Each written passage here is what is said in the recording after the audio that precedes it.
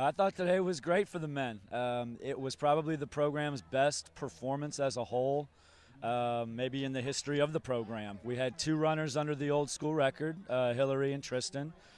We had 7 out of 8 runners run personal bests.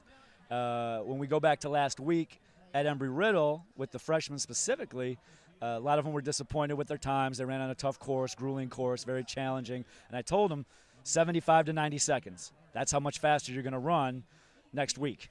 And I don't know if they believed me or not, but that's about what they did. So it was really a good thing to see all that come together. We talked about being in a position to take the next step.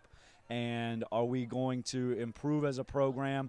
Are we going to be content with being an underdog? Are we going to continue to make excuses for ourselves when things don't maybe go our way? And we ran without our number 4 runner today. Sam didn't run today, and we still performed at an extremely high level. We beat some teams that we talked about beating last night in our team meeting, and I think we can walk away here today feeling really, really pleased about ourselves. We can go back to training now. October 12th, I think, is the next race up in Tallahassee, and we're going to go out and tune up for conference there and be ready to roll and make some noise. Tell me about Hillary's race from what you saw. Well, we talked about racing. As crazy as that sounds and as simple as that sounds last night, we have to race. Last year at conference was a great example. We ran well, but we did not race well. When you don't get in the race at the beginning, it's hard to finish the race, and that's what our guys did today. Hillary did especially, but all of them did. They got in the race, and then when it started to get challenging, they fought. And Hillary, you can't say enough about him. He put in the work over the summertime. He, from day one, was ready to take that next step as an athlete, and he's shown it through, obviously, his first 2 races this year, and we're looking forward to continued big things. He's our number 1.